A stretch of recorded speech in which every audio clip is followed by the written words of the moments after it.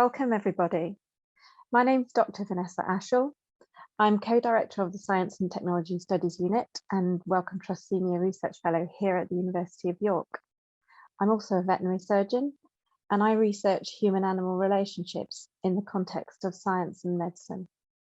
So I'm particularly pleased to be chairing this session today, where we're going to be hearing about the history of science through the lens of human-canine relationships.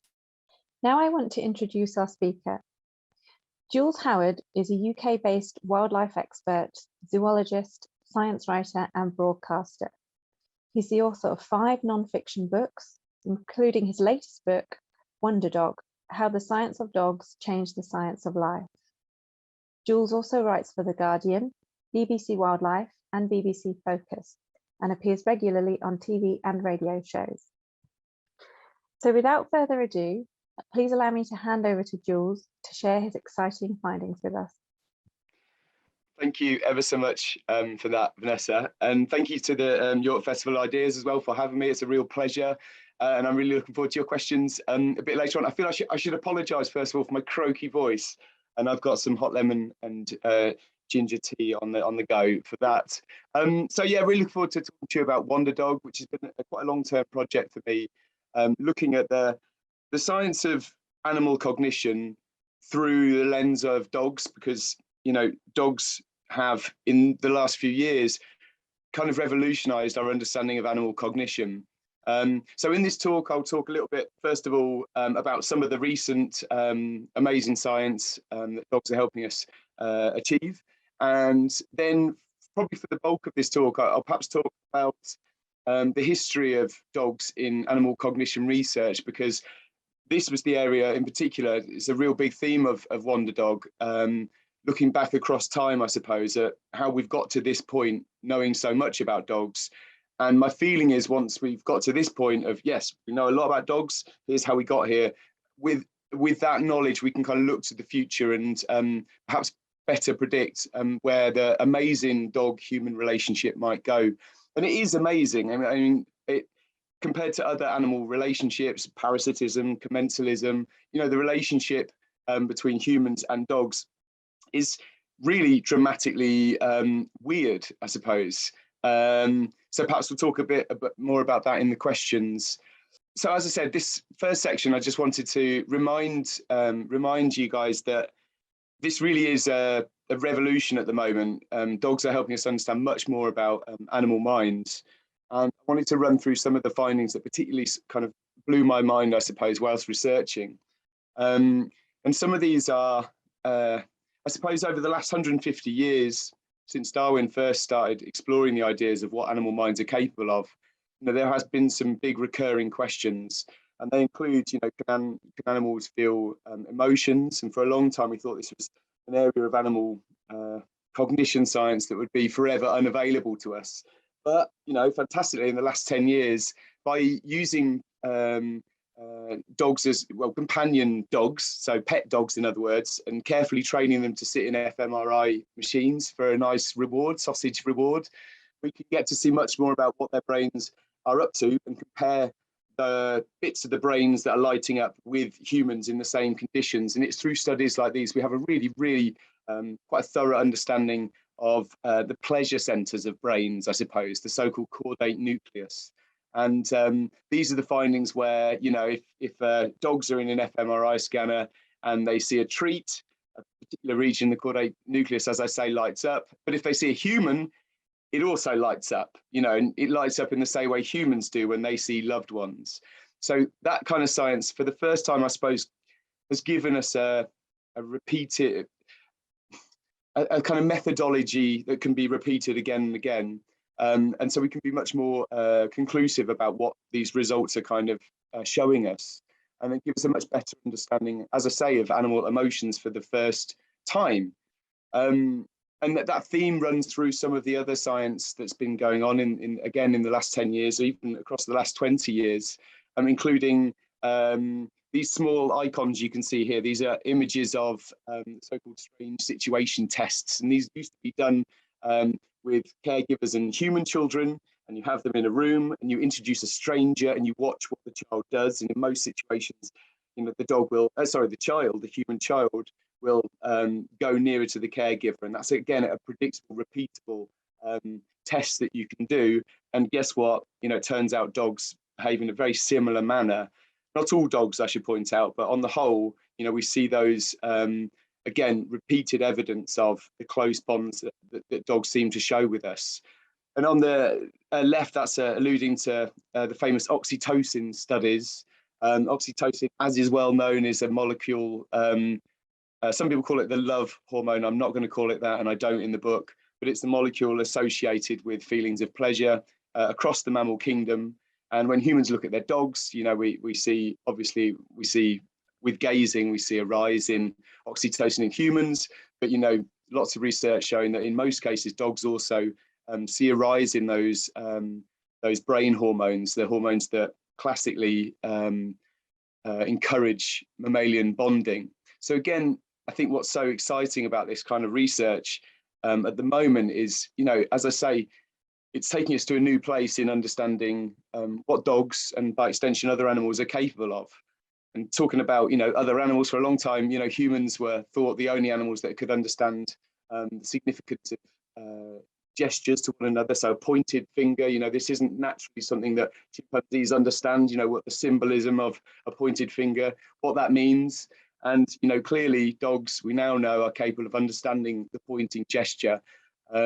And so again, we're getting a much better feel for that relationship through dogs and this is really important, through companion dogs. So these aren't dogs that have been, raised in laboratories and, we're pointing fingers at them. It's not like that at all. These are dogs that are companion animals. They are the dogs of scientists themselves, or they're the dogs of volunteers who want to contribute to citizen science. And again, that's really, really exciting compared to the kind of animal science that was done 100 years before that, which I'm going to come on to in a second. But yeah, I also had a lot of time for this study as well. So this is Bridget von Holt from Princeton on the right, with her dog Marla. And Marla is super social. She has 5 insertions, 5 kind of mutations on the genes associated in mammals with how social an individual animal becomes. And Bridget's research is showing us really, really clearly that, compared to wolves, dogs have many, many more insertions upon those genes for sociality. So dogs in their genes are, clearly associated with bonding with not just with one another, but with, big bulky primates like us as well. So like I say, this kind of range of studies, in the book, I call them kind of pillars of truth, the fact that there's such a wide variety of these kinds of studies at the moment. That's what can give us confidence that dogs are super intelligent and they're capable of incredible things. So I've, as a Guardian writer, covered this kind of science for quite a long time, and I've always wanted to write a book about dogs and these findings. But as I got to the early stage in research for Wonderdog, to be honest, I realised that actually this is a boom time for our knowledge about dogs, but dogs and their story, their role in the cognition sciences, it hasn't just come out of nowhere. It's actually a really long story and a kind of exciting journey from kind of hero to villain back to superhero, I suppose. So I wanted to tell that in Wonderdog. And in the next section of the talk, I'll perhaps talk about the history of dogs in animal cognition science. Now, the biggest and most difficult thing, this is the first time I've written from a historical perspective, actually, and by far the biggest choice to make is where to start that story. Do I start with Aristotle, or do I start 500 years ago? Actually, I settled on a period in history where dogs really, everything culturally, every way that we treat dogs, in the West, at least right now, I think stems back to mid 1800s. And I think a lot of those cultural tics and cultural, sort of methodology let me put it a different way. A lot of those practical ways that we keep dogs come back from Victorian England, and a lot of the dogs in culture also come back from that period in our history. And I argue that actually London is where it's at. So I start in London in the 1850s, and there's a whole bunch of reasons why that seemed like a good place to go. For instance, on the top left here, you can see this is from Punch magazine. And at that time, internationally, we think there was about 200 breeds. Obviously now there's more than 600. And that was the period when dog breeds were really, really starting to move forward. And there's kind of mobilization, I suppose, of the middle classes made dog keeping, much more, a pastime that many more people could be involved in. So we start to see the breeding, of lots of different of those earliest breeds, and lampooned in this case. And obviously, just below that, you can see the earliest crufts held in London. And again, the idea that dogs could be heralded as kind of status symbols or as kind of luxury items, I suppose, was starting to be born in those times, for good or bad. But the other thing, of course, that's going on in that period is the street dogs are slowly but surely being removed from Western cities. And the reason for that mostly is because of rise in rabies cases across those cities. And in fact, it was really working through lockdown. It was really fascinating, the parallels actually between mask wearing, so Victorian England, it became law for dogs to wear muzzles. So any dog taken outside had to wear a muzzle, and lots of dog owners were very furious about this and fighting for the rights of their dogs. And then you also had real anger about, the vaccine for rabies being produced by Louis Pasteur, of course. And Pasteur, quite a bad reputation in England at the time among anti-vivisection circles, because a lot of those vaccines were used on dogs, much to their horror. And that's the other thing that was going on here.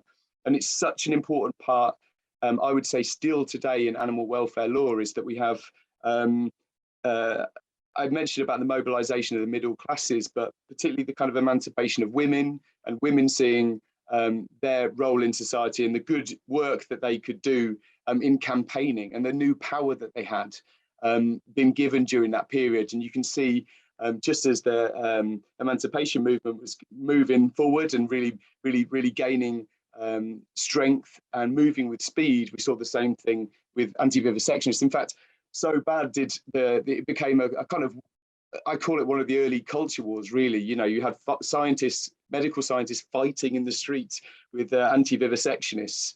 And this really did shape much of the research that went on to happen. And you've also got the fact that as a welfare centre, as a city that really was starting to value welfare, those street dogs couldn't be killed as they were in other cities.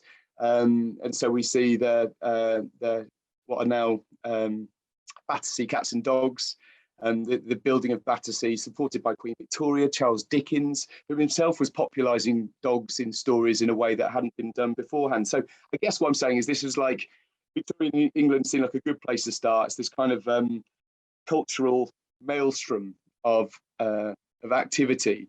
And as I say, that swirling vortex of ideas and cultural miasma, I suppose, is what fed into the early science of the day. So I'm going to explore with you guys kind of decade by decade some of the interesting science that was done with dogs during that period. We're going to start with just after Darwin's massive impact in helping us understand the fact that humans aren't necessarily completely different to other animals, the fact that we, essentially are still a mammal form, kind of exaggerated in the brain department.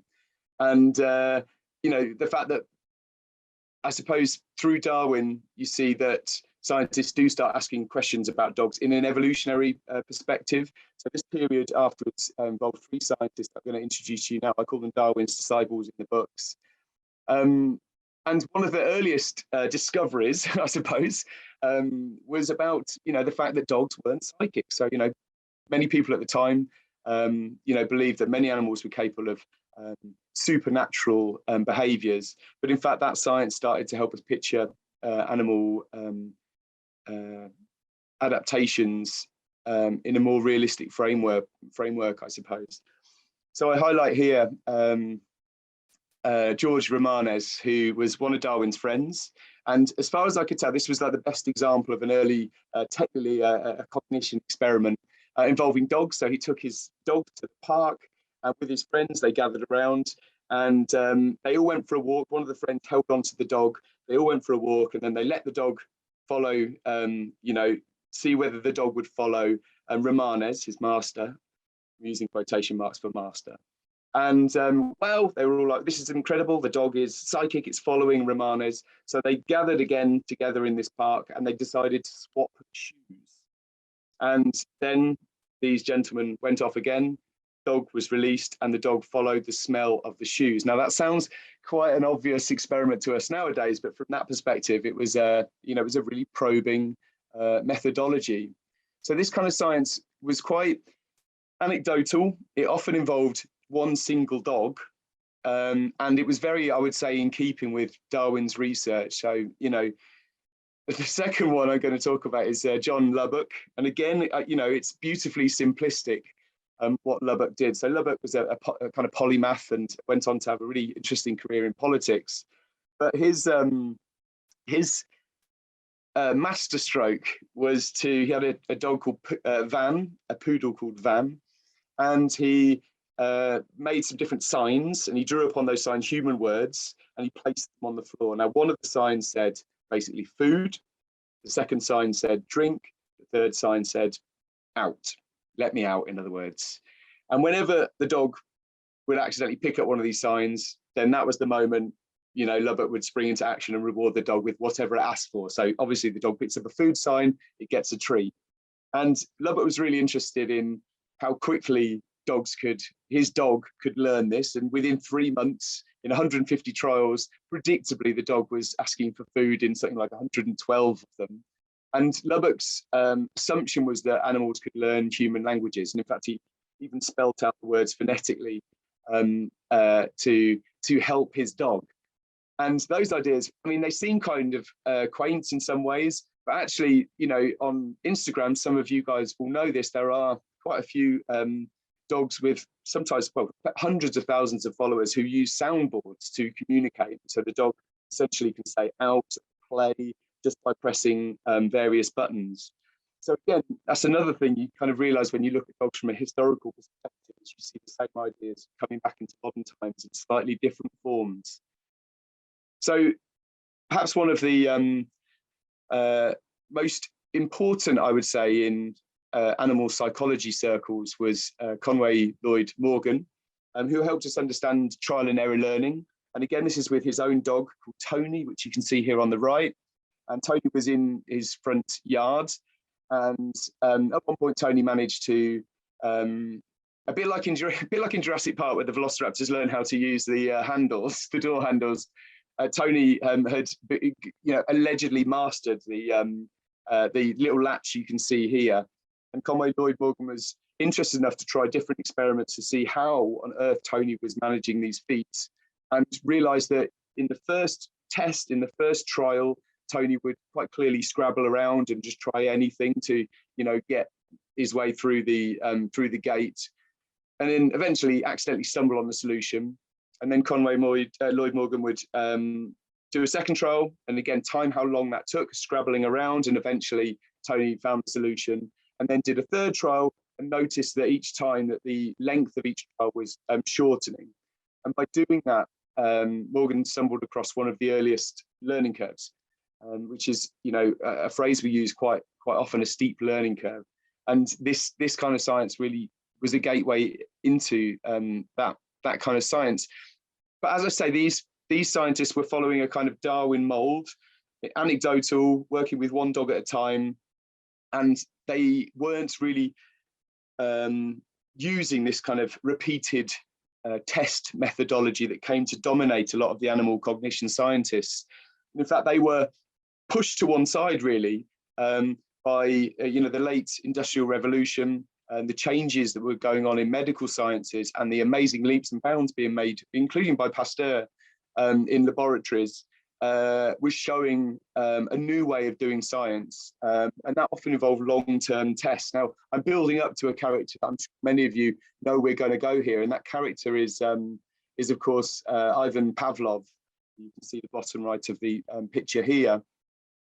And Pavlov famously, discovered the idea of classical conditioning, and famously with a bell, he would have dogs walk in. He would ring his bell, and the dogs had been conditioned to salivate once they had heard the ringing of the bell.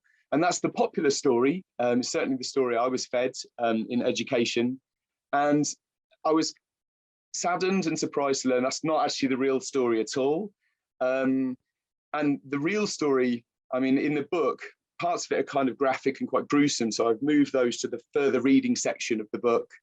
But it's, the true story involved not just a few dogs, more than 40 dogs, and these were dogs that were long-term trials. So in other words, it's in Pavlov's interest to keep these dogs alive as long as possible. And in fact, the saliva secretions, if you like, weren't, just dangling from out of these dogs' mouths. They were actually collected through a bit of tubing that had been inserted into a fistula that had been opened up on the sides of these dogs. And it feels horrible even saying the words, to be honest.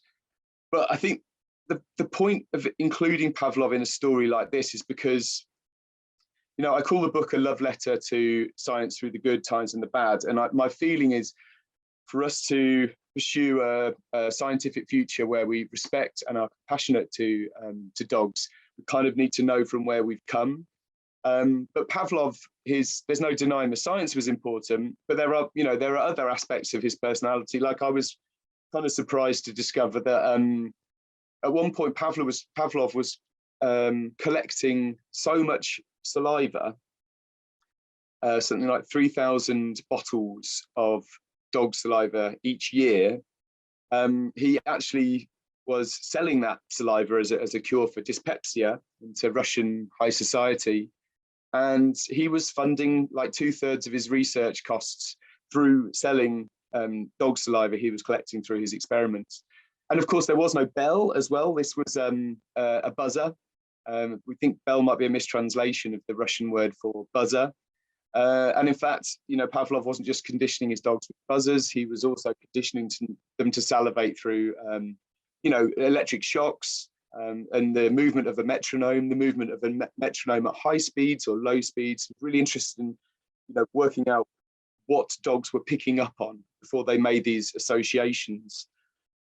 And, clearly the dogs that he was researching could be conditioned through reward, i.e., a nice tasty snack, or they were conditioned through punishment. So he quickly realized that dogs could be conditioned through either positive or negative forces. Now, again, unbeknownst to Pavlov, at around the same time, there was a very important character that was coming through, who wasn't actually in the cognition scientist, but was probably our first published dog trainer, I guess you could say, Konrad Most. And Most's technique really was about negative reinforcement, I guess you could say. So in other words, dog does something bad, punishment, and then you tend not to see that behavior becomes less frequent over time. And, as you can imagine, Konrad Most had a lot of success with this technique, and in fact became one of the, in the First World War, Germany and their war dogs were unrivaled around the world through Most's training techniques. And Most independently hit upon Pavlov's idea of conditioning, and later, in fact, Pavlov quite freely admitted that. Now, the reason is tempting to say, this is not really part of the story, but it really is part of the story, because Most's training manual hit the market at a time when we were seeing a massive rise in dog populations, in pet dog populations, particularly in America. So those ideas about how best to train your dog those were the ideas that were being read. This idea that dogs needed punishment in order to be the best that they can be. And that and the rise of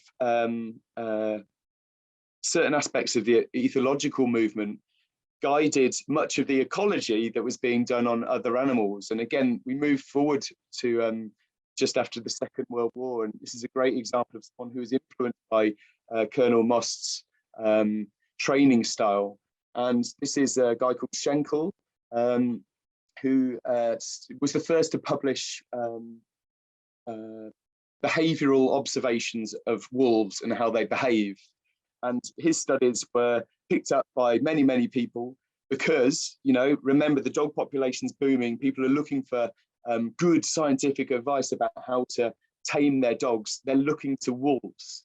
So Schenkel published, kind of influenced by Most, Schenkel published, and then everyone's like, okay, what are the results? What are wolves like in the world? This is how we can look after our dogs. And Schenkel's observations include this famous idea of the alpha male, or the alpha pair. And those ideas, I mean, we talk about alpha males so frequently in day-to-day society. That's where it starts. And Schenkel observed, you know, how often in a pack, you know, it was about dogs fighting, if you like, to get that dominant status. And, you know, it was very much Tennyson's, you know, red in tooth and claw. And the reason this is, again, I think quite an important story to tell is because, again, it picks apart this relationship that we have between science and culture. You know, culture's looking to the science at the time. It's interested in what wolves can tell us. But this science, Schenkel's observations 30 years later, were realized to be false. And the reason is Schenkel was studying captive wolves in a zoo in Basel. And, you know, these were unrelated to each other, those wolves. So in other words, you know, if you get captive animals from the wild, put them together and they're unrelated, of course, you know, there is going to be clearly plenty of aggression. And that's what Schenkel noticed. And sorry, that's what Schenkel noticed. But obviously 30 years later, by studying wolves in the wild through the ethological approach, we realized, oh, goodness me, there is no such thing as an alpha male. What there is are family groups, very much dominated, because mammals clearly do have dominance relationships, dominated by a breeding father and a breeding mother. And that relationship isn't just unique to wolves, that's found in many, many social carnivorans, I should say. So in other words, science says one thing, culture latches onto that, and then 30 years later, the science says something else. And then we have this very long process of culture adapting. And the idea that, you know, dogs need to be dominated, I spoke to hundreds of scientists researching this book, and that was something I would say nearly all of them were very keen that I stress, is actually those ideas, you know, they need challenging. And the idea that we should, you know, be physically dominating a dog, no. The idea that, you know, oh, you need to be asserting your size, no. The idea that we need to be eating before our dogs, again, no, a kind of resounding no from the scientific community. So again, it's these ideas of science and culture and the relationship that they have with one another. I think, you know, the culture is catching up with the science, but of course science keeps moving according to the evidence and the questions that scientists ask. So yeah, moving forward, Pavlov's ideas about conditioning kind of morphed in American psychology and animal behavior circles, and they kind of morphed into what's called radical behaviorism. So this idea that there is no such thing as free will, and all of us are just Pavlov's dogs adapting to previous rewards or punishments.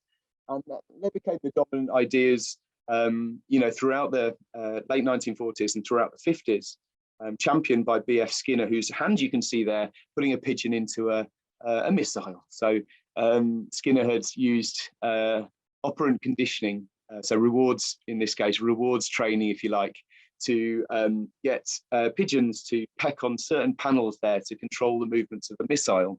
So that's the, you know, clearly Skinner was the master of this kind of science.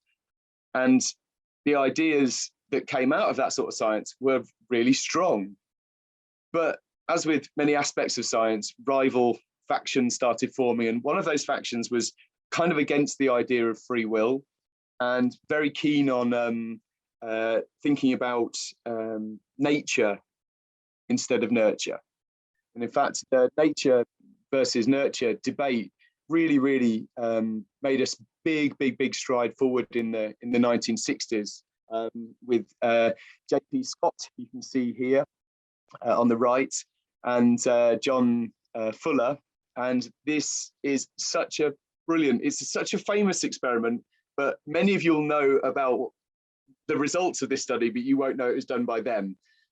So incredibly important experiment in dog science, and it involved basically taking 6 breeds, raising groups of dogs in enclosures in identical situations. So through these studies, over 10 years, we got to understand much more about which behaviours are breed dependent and which are not, which behaviours are not breed dependent. And in fact, their research was the first to show us that, you know, breed isn't always a great predictor of behaviour. For instance, knowing if the dog you're going to get is a male or a female is actually a much better predictor of the behaviours that dog will go on to exhibit. So again, this kind of science was the first to challenge these, you know, free cultural clouds, I suppose, that were moving around in society. These were the first really good long-term science studies to get to the grips of what makes a dog, what makes our family dogs behave the way they do, what gives them character, how much their personality is genetic, and how much of it comes down to puppyhood, for instance. And in fact, that's the finding, that's the big finding actually from these guys, was if you, listening to this, have looked after a puppy, you will have been told, and you will know from reading books, that, you know, this socialization period is really important. This first 3-month period, really important. And the more interaction your puppy can have with potential threats, loud noises, strange people, children, the more wider those interactions, actually the better the dog will end up being in terms of its nervousness or its anxiety. You know, the more it can experience at that age, the more confident in numerous situations the dog, on average, will be later on in its life. And it was from their studies, because of course, some of those enclosures, they kept the puppies from they limited their interactions with humans or with one another, and they observed what would happen to those puppies in adulthood. And again, we might frown upon that sort of science now, but at the time, it's very useful for us to understand much more about what makes behaviour. And in fact, Scott and Fuller, the gentleman here on the right, Scott, you know, these guys had been in wars. You know, they'd been through 2 world wars, and you know, the horrors of Vietnam were playing out. It was very much their idea that people weren't born bad; they were made bad by circumstances. So these scientists, you know, could use dogs as a model to explore the relationship between experience and personality. And again, these are really important ideas in human psychology today. Now, one output of this was, you know, clearly these scientists inadvertently proved that keeping dogs in a laboratory would damage them as adults. So in a weird sort of way, this study in particular ended or changed the relationships that dogs had in research. We're moving forward to like my early interactions in science. So in the 90s, when I was studying at university, this was very much, you know, what people were saying, you know, don't study dogs. They're just kind of corrupted by hanging around with humans for so long. Not worth it. If you want to study, you know, what dogs are, get out there in the wild and study their, you know, their wild cousins, I guess you could say. So that idea kind of persisted for a long time, and scientists, as you know, as we all know, you know, scientists in the cognition fields got much more interested in observing animals in captivity, or ideally more often as well in the wild. So gorillas, chimpanzees, dolphins became the kind of showpiece mammals to study. And that was the way, you know, certainly, as I say, in my really early days of my career, they were the go-to animals. And in many degrees, they still are. And they're certainly capable of amazing insights and amazing behavioral adaptations. But actually, towards the very late 90s, 1999 onwards, scientists, particularly in the book, I kind of champion a few different seats of intellect, but one of these places, the Hungary's Family Dog Project, did a fantastic job of basically looking at dogs and thinking, well, we've got dogs as companion animals. We've got friendly family dogs that love rewards. They love getting involved in this sort of science. And it was through them that we made inroads into understanding more about how dogs process human words, how their strong attachment to us is exhibited. I mentioned at the start the strange situation tests. Well, it was this kind of science, that was when it began. And also the pointing studies, of course, again, 1999, Brian Hare, based in the US, that's when those studies kind of began to kick off. So right now, as I said, we're very much in this kind of wonderful, wonderful boom era. I'm going to give a shout out to Alexandra Horowitz on the bottom left here with her two dogs. And her science particularly, I mean, when I was a bit younger, I really was into the theory of mind, into understanding whether non-human animals had a perception of self, whether, theory of mind, and understanding that their mind was one of many, and that each individual animal has a unique perspective. And in fact, her research studying dogs playing in slow motion and how, a dog, my dog downstairs, he's like this, he just wants to play so much with other dogs. And in slow motion, Alexandra's just, laser-eyed research was able to sort of pinpoint these very, very subtle movements that dogs do to basically to manipulate other dogs into carrying on their playing. And, I love that. I love that this kind of science, every day we see dogs at play. If you walk through a park, you'll see it, and if there's one thing that kind of shines through in all of this research, it's that, the more kind of compassionate we are in how we study animals, the more intelligent they show us to be. So as I've said a few times, I consider this a kind of boom time for understanding much more about animal minds, but I don't think we're there yet. I really don't. I think understanding of animal minds is going to continue to move forward. There may be more bumps in the road. Hopefully, if we know our history, those bumps will be ironed out. But, I thought I'd finish by perhaps outlining some of the personal questions that I would love to see answered in 10 years' time, ideally sooner. So, some of the biggest are, are dogs conscious? To what degree are they conscious? Is their consciousness like ours? Is our consciousness like theirs? So those kinds of questions, again, I know that research scientists are thinking about these right now. My personal favorite, I mean, really interested in, whether dogs have an autobiographical memory. So in other words, can they reflect on an instant in their mind's eye, so to speak? Can they reflect on incidents of the past?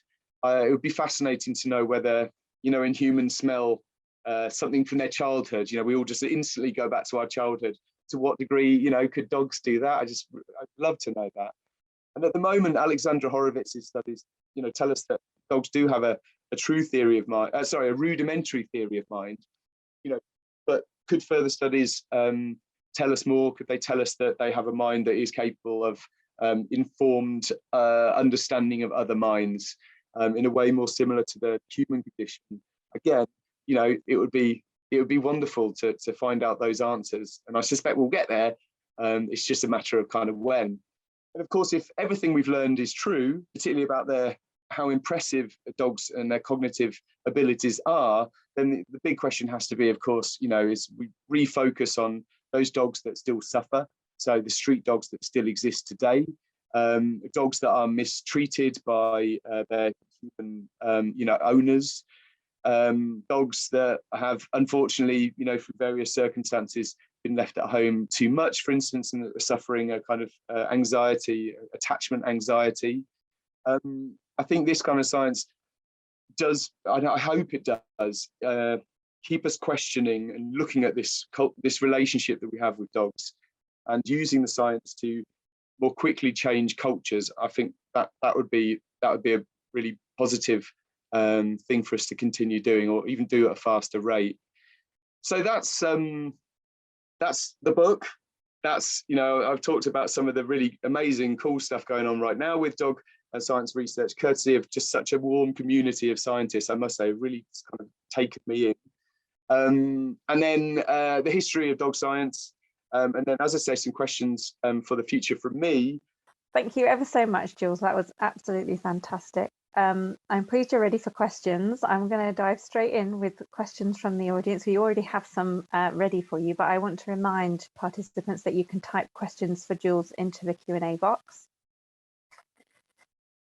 So if you don't mind, I'm just going to start, Jules, with a question first from Lydia, who asks, would you say that we've become kinder to dogs compared with the mid-Victorian times?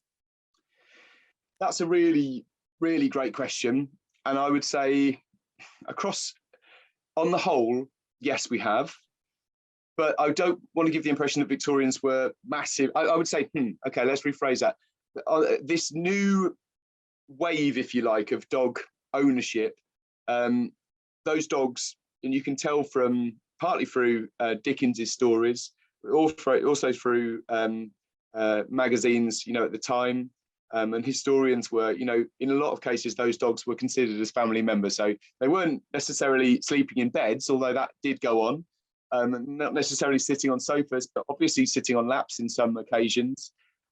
So I wouldn't say the relationship was massively similar to now, but there was a horror over kind of public punishment of dogs that was starting to emerge. And most famously, there was dog whippers, of course, and dog whippers were hired to, you know, get street dogs out of churches and get the churches nice and empty, you know, before services happened. And there was such a horror at that. By the mid 1800s, you know, that had gone.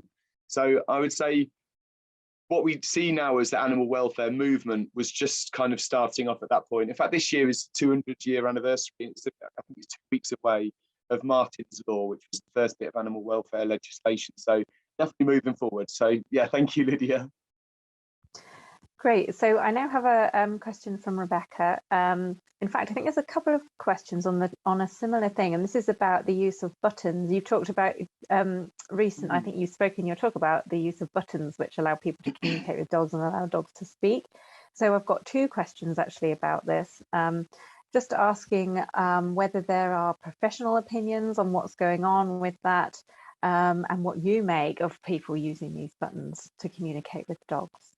So there is really, what's happened is I would say in the last 3 years especially, there's been 2 or 3 really big social media accounts that have accrued massive followings. And as a result of that, this idea, as I said, exactly like Lubbock's research, basically the same thing, a big flurry of interest in this. And I would say on a personal level, what worries me a little bit is how do we know how many videos have been uploaded? Like if the dog is messing around on the buttons and not doing much, do those videos get uploaded, or is there a human selection process going on there? And the other thing that makes me a little bit uncomfortable is that these are products that could be sold and given to dogs. People can make them themselves. I mean, I've tried it myself with quiz buzzers. So, you know, when your kids have quiz buzzers or whatever, and you put a little, you know, put a bit of cardboard on it with a picture on. We can do this science ourselves, but some of these accounts basically are selling the soundboards, and so again, there's an interest. There's a kind of you know, what is their interest in this kind of these large Instagram accounts?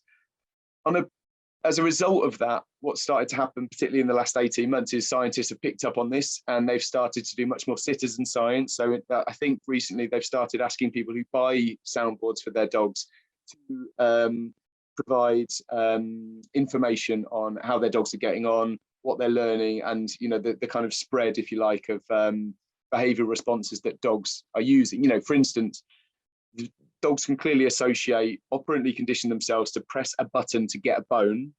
Can they get to the point of saying, I want to go outside and have a bone outside? You know what I mean? It's like complex, and you know all about this stuff, Vanessa, like the complexities of language are really, really, really add flavour to this debate. So those scientists want to do citizen scientists to flesh out that.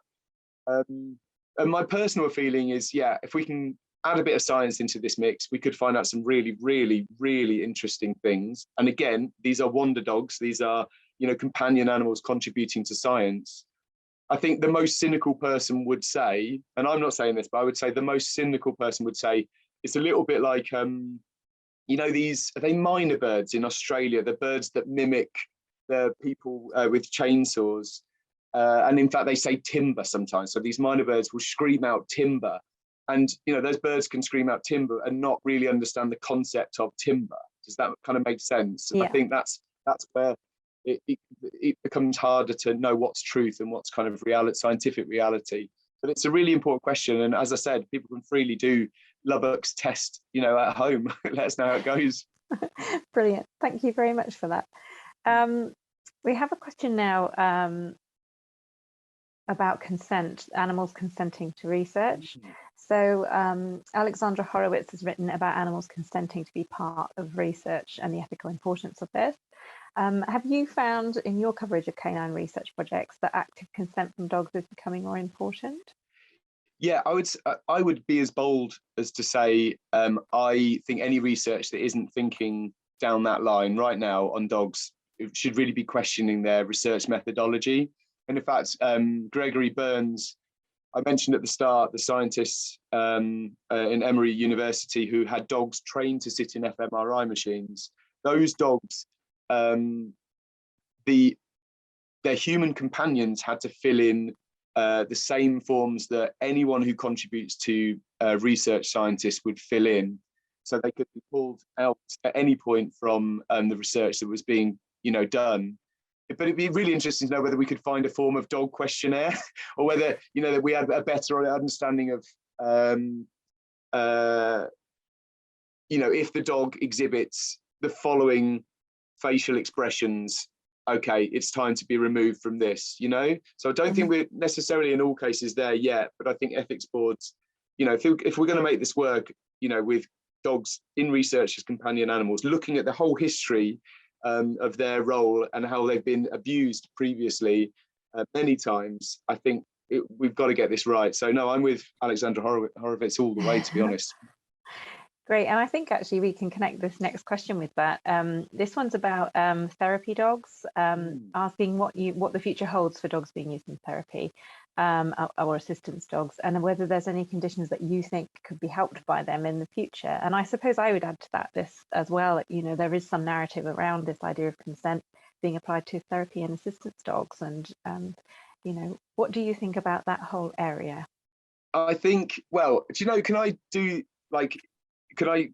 I reflect this back to you? Would that be okay? Because I suspect your professional knowledge and interest is going to be much better than mine. So can I ask you to, is that okay? Is that sort of forbidden? Have we just crossed the line? But my feeling is, I mean, to be honest, it didn't, because this book's much more about animal behavior and the role in cognition sciences, I haven't really moved too much into that. But I'm really interested, you know, so is that right, Vanessa? Go on. Yeah, absolutely. We are going off piece a little, but I think in terms of the types of things that therapy and assistance dogs might be helpful for, I would imagine that we've only just scratched the surface, really, perhaps as you've suggested about our understanding of dogs and their role in science. I don't think we're there yet. I think we've probably only just begun to understand. And I think something quite positive I would say about assistance and therapy dogs has possibly changed our relationship, our scientific and health relationship with animals, perhaps even further beyond what you've talked about, the foundations in the Victorian era, in that we're now working together to improve health, human and animal health. And assistance and therapy dogs are one example of that, of humans and dogs coming together to improve health and welfare. But I brought it up myself, the narrative around, you know, to what extent dogs should be able to consent to this type of work. There is interest in that, and I think that's a crucial part. Well, I would say, as you have, I think that's a crucial part of developing this relationship, this positive relationship between humans and animals, which can benefit everyone. That's how I would like to see it develop in the future, regardless of what treatments we're going to use animals to help us with. It would be nice if we could go on that journey together and make sure that it's a positive experience for both canines and humans. Yeah, bravo. I'm going to send it back to you now with a new question.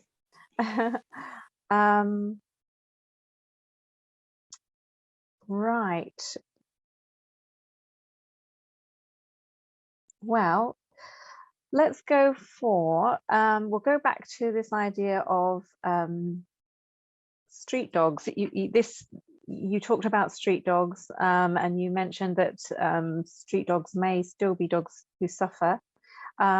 This question asks whether there's any truth in the literature which suggests that street dogs might actually be happy or be happier. What do you think about that contrast? Do you know, I think I almost went down that during the talk, that angle, because I do think one of the things that many people, including me actually, are guilty of, and we talk about a lot in the, you know, on the radio and things like, you often hear people talking about lots of interest in dogs, but actually evolutionarily, of course, this is not the natural condition of a dog. You know, 90% of dogs out there around the world are not restrained by you know, human owner or companion. They are in many cases moving from house to house. You know, got set routines that they know there might be food there, and they're kind of doing their rounds. And in many ways, of course, they are living in the human ecosystem that has existed for more than 10,000 years, and clearly doing a, you know, a grand job of it, because, you know, their numbers are self-supporting, and as I said, they're using this cognitive nous, I suppose, to make a really decent living in many, but not all cases. And I think to a degree, I kind of agree with that. I mean, like, are dogs happy when they've got a full belly of food? Yes, they are. But I would be a bit more wary of giving this indication that you know, dogs are out there just living their best life around the world, because, you know, clearly there is all sorts of problems in some areas with disease. Obviously, not all dogs, not every street dog is massively nourished, so there's a quality of life, important quality of life thing. And of course, many, but not all, street dogs live in fear of people. You know, a lot of many parts of the world, you know, those dogs are considered, you know, pests, and in some cases they are spreading diseases and vermin, and they are, you know, themselves killers of you know, of animals. They're, you know, cats, for instance, or pets, other pets. So I think it's quite a complicated area, and understudied. I mean, there's many more dog researchers focusing on you know, family dogs compared to those studying street dogs. There's such a great film. I wonder if you know, I've just momentarily forgotten its name, but it came out about maybe 6 months ago, and it followed the life of you know, a distinct small group of street dogs, and it was absolutely illuminating.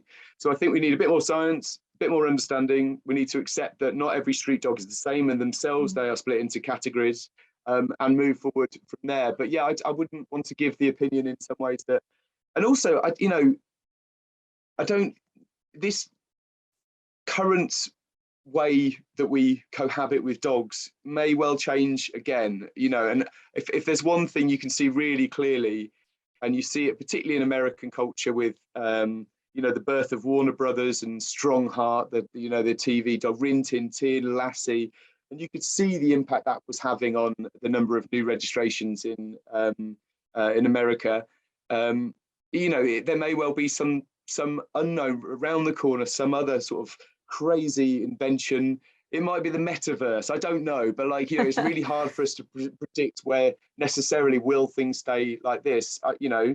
So I guess we don't yet know. But anyway, I'm going on to a different place here. But yeah, I think it's a very valid thing to say about street dogs. And again, I really want to ask your opinion there, but broadly, do you kind of agree with that? Is anything? Yeah, absolutely.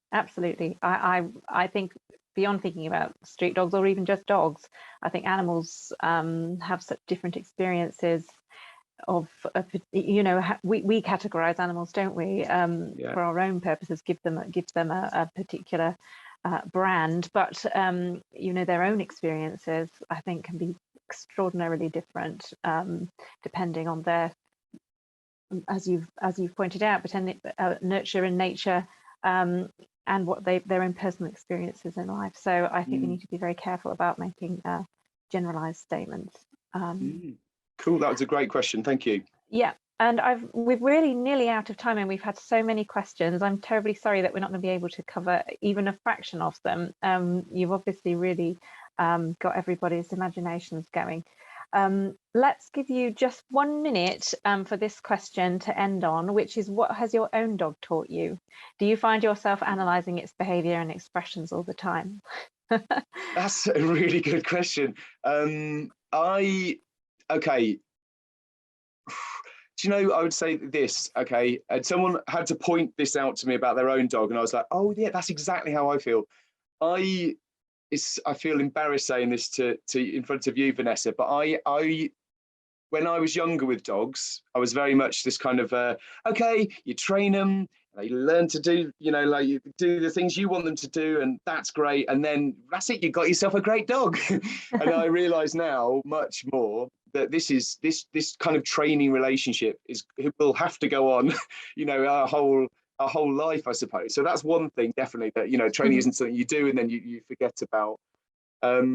Yeah, that's definitely a big one. And the other one is this kind of, I know it sounds bad, but in the past, again, I was always imagine this relationship as a kind of rewards. You're going to do that again. That's brilliant. And I'm going to say, you know, when a car comes past, you're going to sit. All right, you're going to sit by the road and be a good boy. And to a degree, I have to accept that sometimes they're not commands, they're suggestions. Does that sound? I'm not sure that's quite, but I realise now that you know, the commands can be suggestions sometimes. But of course, you know, he will have to stay really still when the car comes past, you know, because I can't risk anything terrible happening to him. But does he need to sit? Do you know what I mean? So I think I'm starting to ask lots of questions like that, you know, and it's an ongoing, I guess my message is, for me, I've realized it's an ongoing process. It's not just like train them and then off you go. But again, it's a really good question, and dogs can still teach us so much, can't they? Every dog teaches us a different thing, I think. So yeah, another absolutely fine question. Yeah, and I have a dog myself, so yes, I understand. Thank you so much, Jules. I just want to thank Jules Howard again for a really fascinating talk and wonderful conversation and engagement with the questions. I'm so sorry we can't answer everyone's questions today. If you want to purchase a copy of Jules's book, Wonderdog, How the Science of Dogs Changed the Science of Life, it's available from our partner bookseller, Fox Lane Books. And for more information on book sales, you can see the festival website or head direct to foxlanebooks.co.uk. And we also very much hope that you'll continue to be engaged with York's Festival of Ideas. Please have a look at the website, yorkfestivalofideas.com, for full details of all the events in the festival programme. And we'd love to hear your thoughts on these events and continue this conversation using the hashtag YorkIdeas.